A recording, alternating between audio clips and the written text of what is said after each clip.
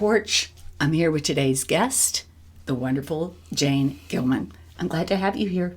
I'm so happy to be here. Yeah, it's been a long time coming. It's been a really long time, and I just want to say how much I admire you as a musician and also just as a facilitator for all the projects you do. Well, thank you. I feel the same way about you. I've always loved your musicianship and the woman behind the music, and I'm just excited to have the chance to have you back with the OYOU. You were one of our very first classes that we ever booked, and it was a garage band tutorial, and just the fact that you came and you did that when we were just starting with the classes, it meant so much. That was so great. I remember that Lloyd was in that class. He was. We had a blast. It was so fun. It was at the original place, which is at a place called Quail Creek Country Club. It's not there anymore, but it was a great place for the OYOU to get started.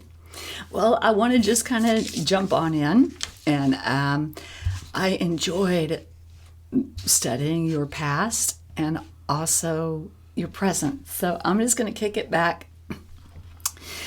You grew up with a writer for a father and a classical pianist for a mother. How did that household shape your first relationship with music? Actually, it was the other way around. The mom was the writer, and the dad was the pianist. Okay. And every night, I would fall asleep to his practicing. And so all the classical composers I would drift off to. And I just think that if you're falling asleep to Chopin nocturnes, that has to be casting some sort of melodic dye into your brain. Oh, yeah. You know, I just, I'm a sucker for a good melody. I love harmony, love figuring out harmonies. And I think that goes back to falling asleep to all those tunes. Yeah, you were marinating in music from a young age. Definitely. And I also think that it's interesting that neither of my parents really fulfilled their creative dreams as far as being a musician and a writer. They each diverged and took other paths. So when I came along, they were super supportive. I think I was sort of a shadow of what they really wanted to be. So they were always super supportive of my career. Oh, that's fantastic. No barriers there. You could just fly and have them both as bookends. They were both completely, one the writer, one the musician. They loved that I was the combo. Oh, that's fantastic, because that would play out later. So you left at 17. You left Maryland for Austin to study folklore and anthropology. Why? You know, I was just always kind of an anthro nerd, even in high school. I just loved Appalachian music and where it came from. I subscribed to Foxfire magazine that was all about crafts happening in the Appalachian Mountains. And believe it or not, D.C., where I grew up, is a real musical crossroads. And bluegrass and old-timey music was one of the star types of music there. So is that why, so folklore and anthropology, you were interested in, was it more on the music sense and not on the actual digging? No, not the digging kind. Yeah. We're the cultural kind. Yeah, I was completely That's obsessed. Archaeology. That's why I've got to get my ologies right. That's also anthropology. And musicology. Yeah. But also the Library of Congress was just down the road. So I used to hop on the bus and go to the basement of the Library of Congress where there was this American Folklife Center. And this one guy, Joe Hickerson, was there. And every time I came, he was so amazed that this high school student was showing up at his door that he would take down all these dusty albums and play them for me. Sea shanties and slave songs and all kinds of stuff. Oh, yeah. So I got really into that. But really, the anthropology was just an excuse to go to Austin. Got it. Because it was such a great music town, and I knew that. And my mom was originally from Austin, and she said, I think you're really going to like it there. Well, so they were encouraging. And then you moved at 17, and then you had this storied career on various record labels, and you began to tour behind 7 albums. and you were with the different labels, and it was a lot of years, recording years and touring.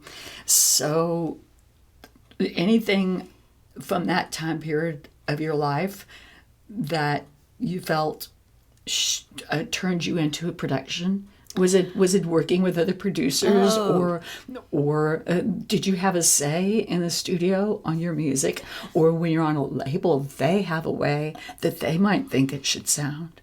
So did that time period end up leading you to production? That's actually a great question, Terry, because nobody ever asks about production and how that even happens, and some people don't even know what that is exactly, like what is a producer?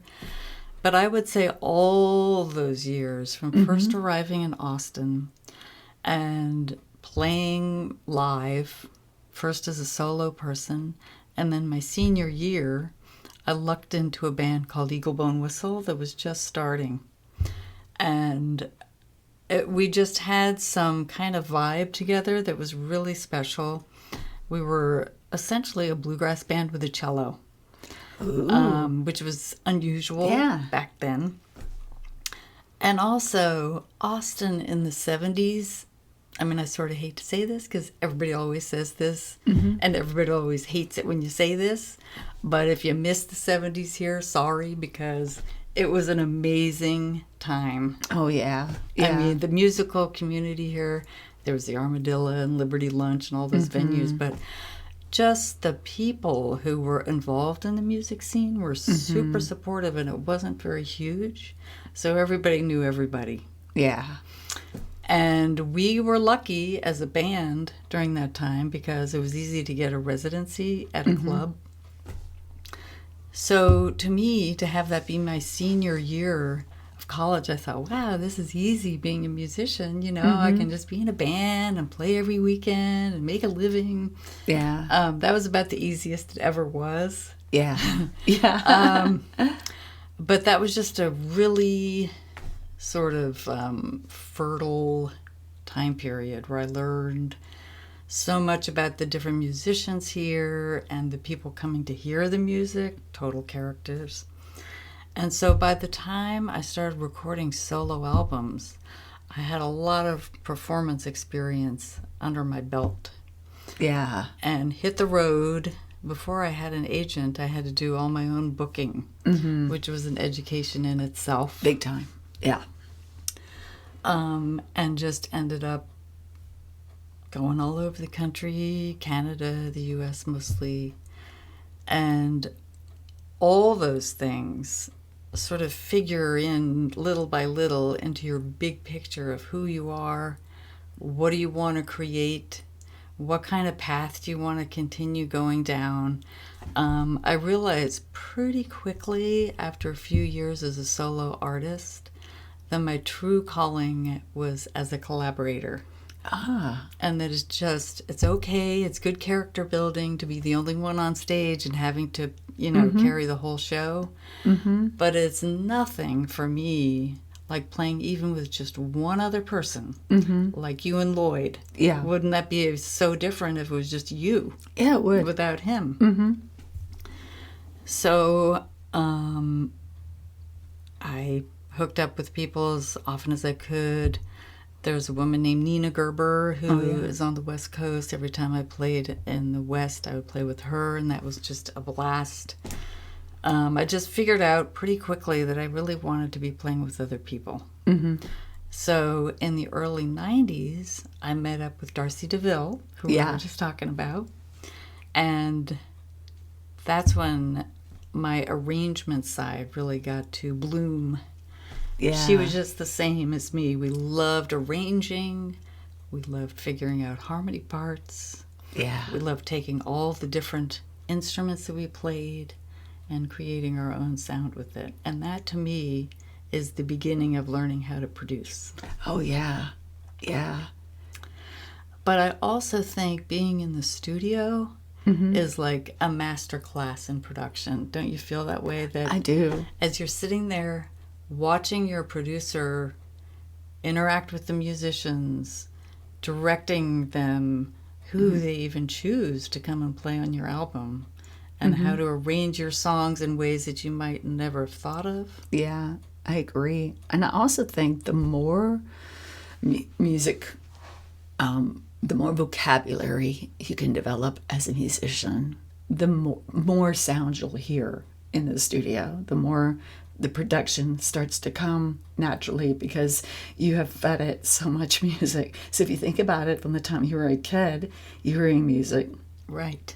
And then Library of Congress, and then Austin, and then to really embrace and enjoy the scene, you're hearing music. So then you have your records, and then it's full circle. Then you're hearing so many sounds when you're in the studio because you have a whole lifetime of a music education of listening. And also there's an aspect of production that has to do with the care and feeding of the musicians, you know? Yeah. And so just by observing that, I think I had 4 mentors, I would say. Stephen Doster, Jim Rooney, Steve Berg in New York, and Mark Hallman. Yeah. And so just watching all guys, all amazing musicians, all amazing recording people, arrangers, and lovely personalities in dealing with, you know, this bunch of people they corral in here and creating a sound for this one person. Yeah. There's so much that goes into it. It's not just musical knowledge, it's engineering knowledge, and it's dealing with people knowledge. Yeah, which is hard. It's a lot. It takes a certain type of person to be able to juggle that. That's a whole lot of different emotions, a whole lot of different aspects of the brain. Right, because you know, the musician who comes in is feeling vulnerable because these are their babies, their songs that they want to bring to life, and they're trusting this person to know who to bring in and how to arrange it and what to create out of it. Yeah, that's a totally different ball of wax. But again, it has elements of the collaboration that tie it in. You know. Let's see. I've got to talk about the harmonica. So you were one of the first women harmonica players ever endorsed by Hohner. At the time, did you feel like a trailblazer, or were you simply following the muse of harmonica? Well, when I was in my room at 14 years old, learning how to play Baby Let Me Follow You Down from Bob Dylan's first album, and trying to figure out, okay, this song is in A, why isn't my A harmonica sounding like his, you know, learning about stuff like that. I didn't feel like a trailblazer. I just felt like, I love Bob Dylan, I love this album, I want to do this. Yeah. So it wasn't until I got out into the world of touring that I noticed there weren't any other women harmonica players. None. Yeah. You're like one of the only few that I know even now. There just aren't very many. I mean, there's Big Mama Thornton. Yeah. But there was no YouTube then, so it was a lot harder to find out about her. Yeah. So I did start feeling like this is a cool thing that I should take advantage of because nobody else is doing it. Right. So at some point, I forget why, I guess maybe I was ordering a Hohner harmonica and I noticed their endorsees and I thought, hey, there are 0 women here. So I wrote to them and I said, I think it's about time you had a woman harmonica player in your lineup here. Yeah. And so they said, yeah, I think you're right. Oh, that's fantastic. That's fantastic. And well-deserved. And important. I mean, if you don't see the name there, it's, and I do think that's trailblazing because you're inspiring the next group of women that will come up and play harmonica. It's the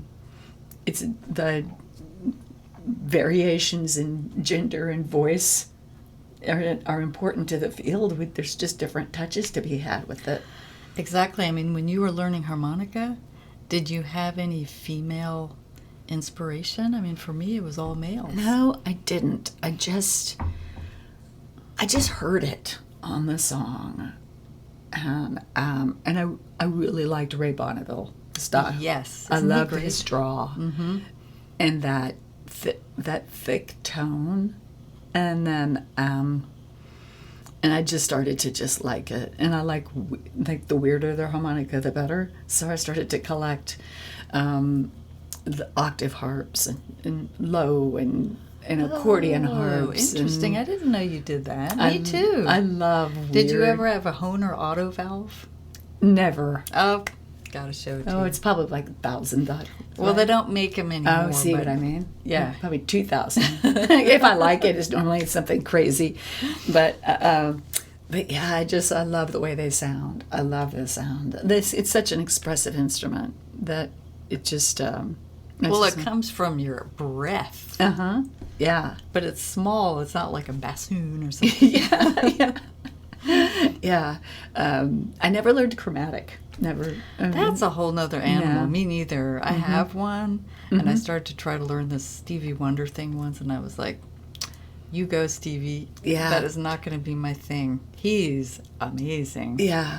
Do you ever, when you're doing production, do you ever get it over your head? Because when I did a kids record back in 2005, and there was this kid song on there. It's just a simple part, but I heard it on chromatic, so I was like getting it. And then I got locked in, and then I think it probably took 20 hours to get 8 notes. Did you get it? I did, but Yay. it's like, why would I ever do that in the first place? Wasn't it okay? I do that all the I time. mean, it's like getting boxed in. That is just, that was definitely, and then I have not played it since. So that's Not called played it getting since. out of your comfort zone. Yeah, that's right. That's right. Okay, I want to talk with you about something that one of the reasons why I wanted so badly to do a podcast was a core part of the OYOU, which is Own Your Universe, is where passion meets purpose. We transform lives through music and the creative arts, and I feel like through music and the arts, we're able to access parts of humanity that we normally wouldn't be able to. We're able to reach in and help people in a positive manner. And part of this is because of experiences with my own health. I was playing a show, and then I always mention that I have a vocal cord disorder. And I never say the full name because it won't come across correctly. So I just say I have a voice disorder. So if I sound funny and I sound like one of my donkeys, I say it's okay, and I make a joke out of it.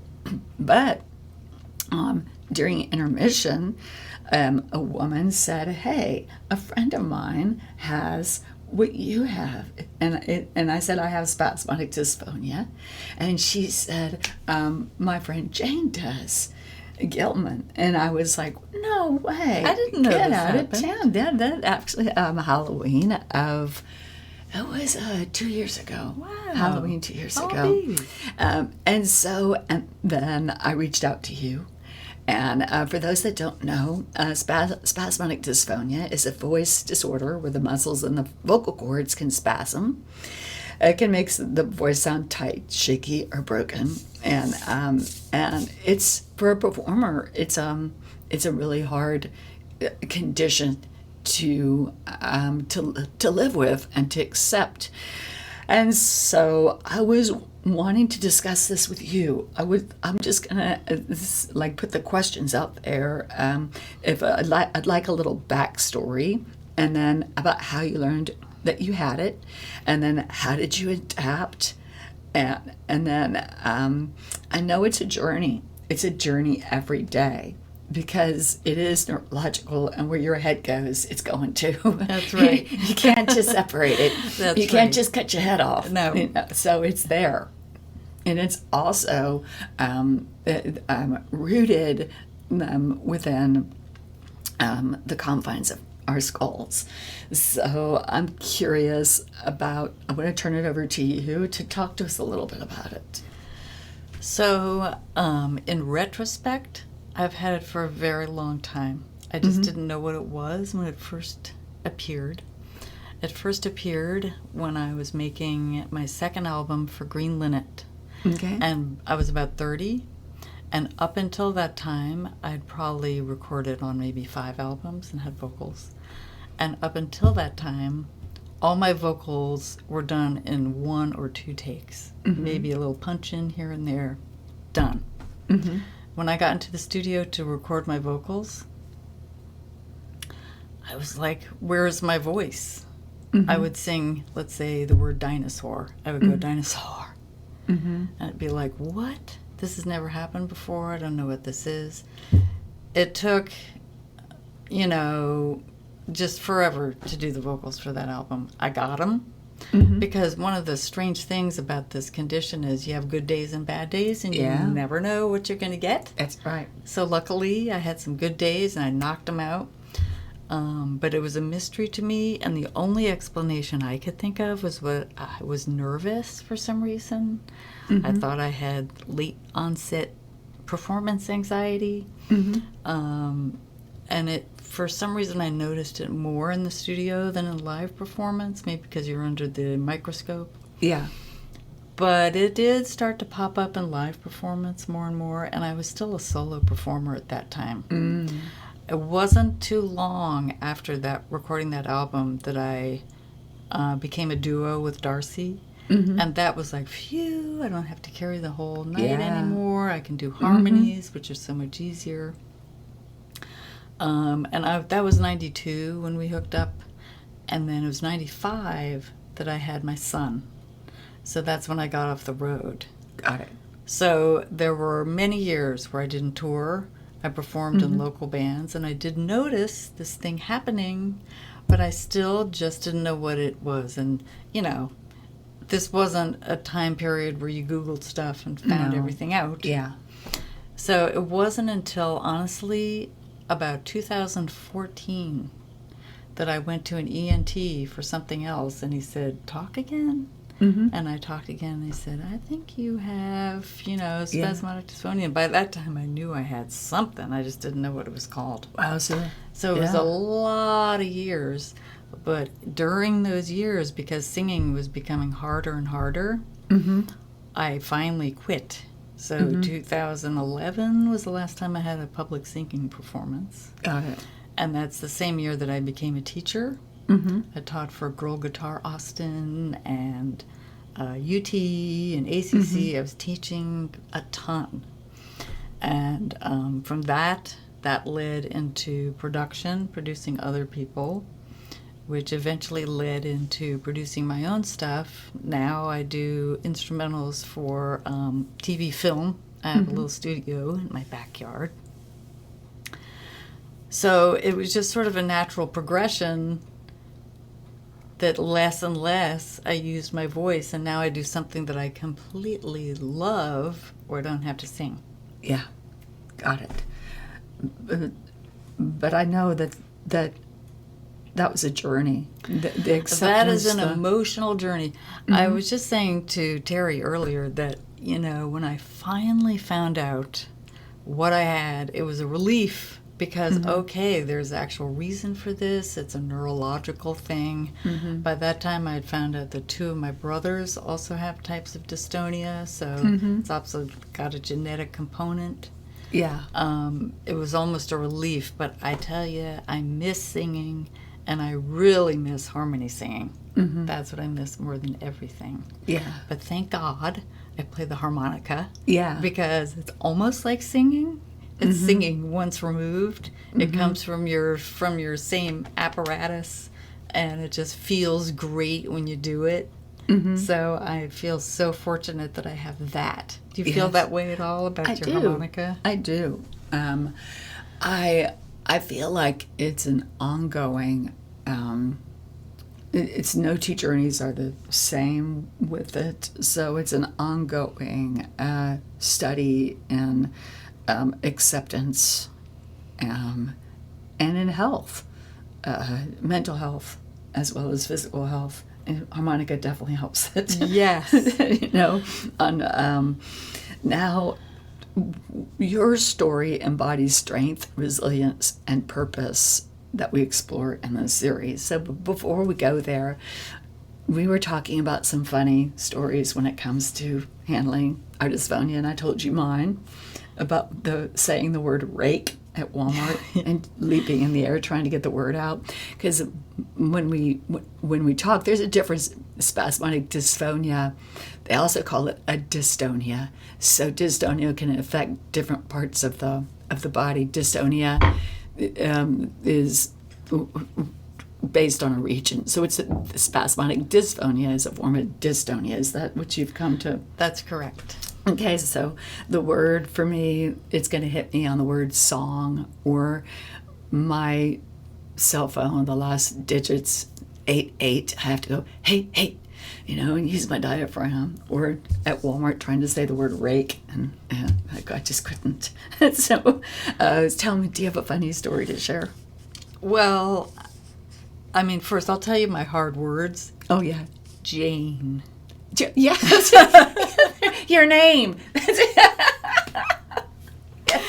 the other really bad one is hi. Yeah. So I have to say howdy because for some reason that comes out, but hi doesn't.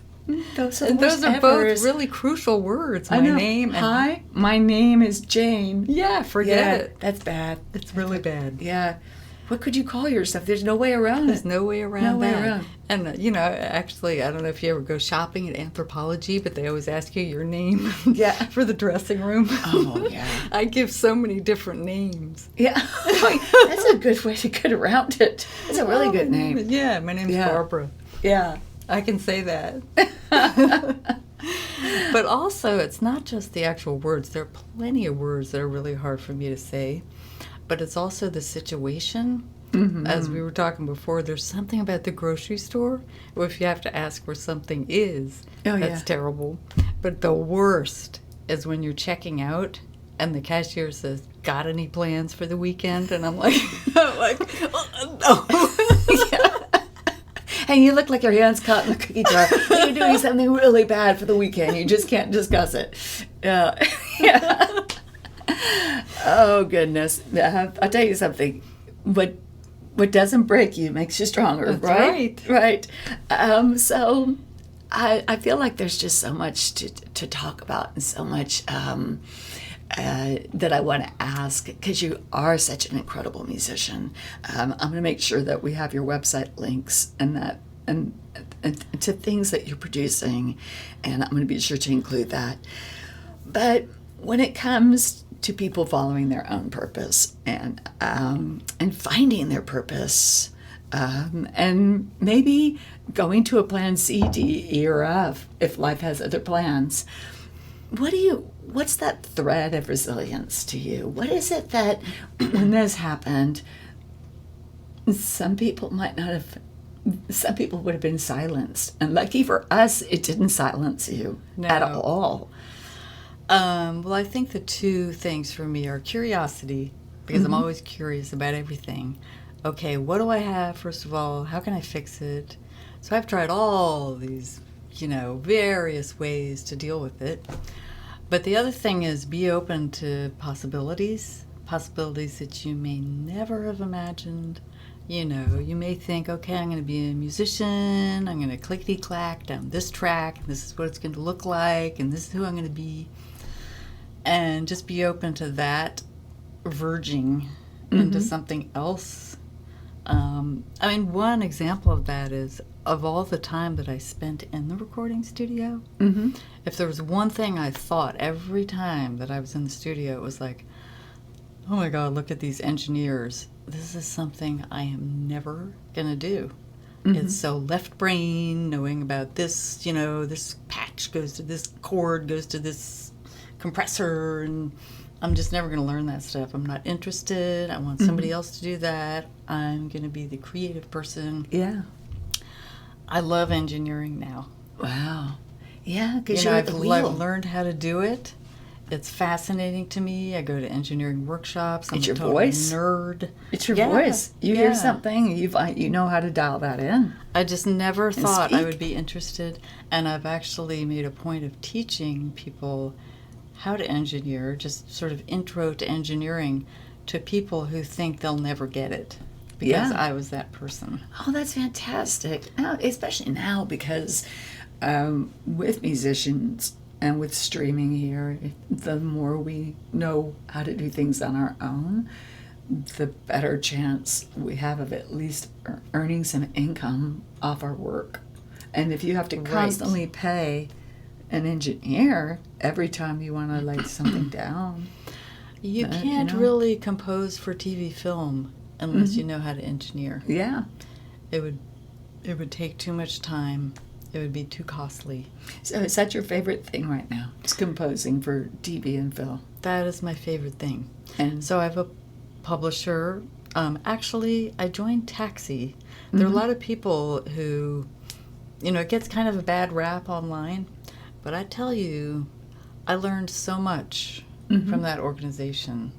Watching their videos, going to their conference. I learned all about how to create an emotion sonically. Oh, that's fantastic.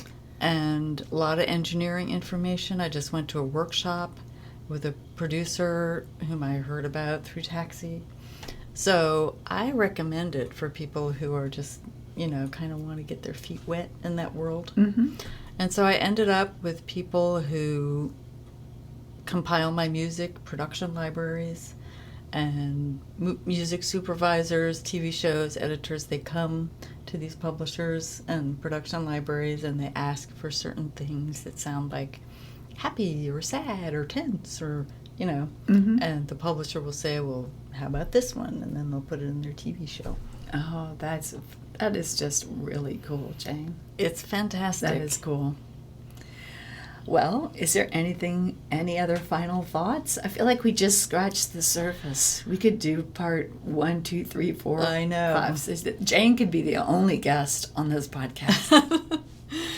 Well, I just so enjoy talking with you in particular. Today for was a special many day. reasons. It's a special day. This is a really special day. Jane is our very first guest on this podcast. And I just couldn't be more proud to have you here. I think you're really I think you're a crucial woman in Texas music. And you're humble. And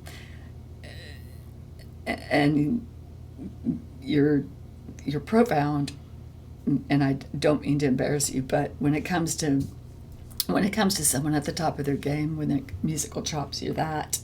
And I'm so glad that no matter what is happening here, this and this are definitely working, and this are definitely working.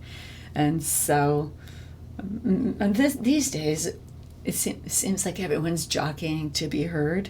So maybe in lots of ways, there's comfort in the silence. Yes, I think that's a beautiful way to put that. And to hear all those kind words coming from you, Terri, is a big deal for me. Oh. So thank you so much. I think you're doing such great work in this whole world, not just the musical world. Well, thank you. So thank you for this podcast, and thank you for inviting me. Well, we appreciate you. And I guess that's it, man. Signing off. Thank you, Jane. Thank you. Bye. Rake! No. Jay!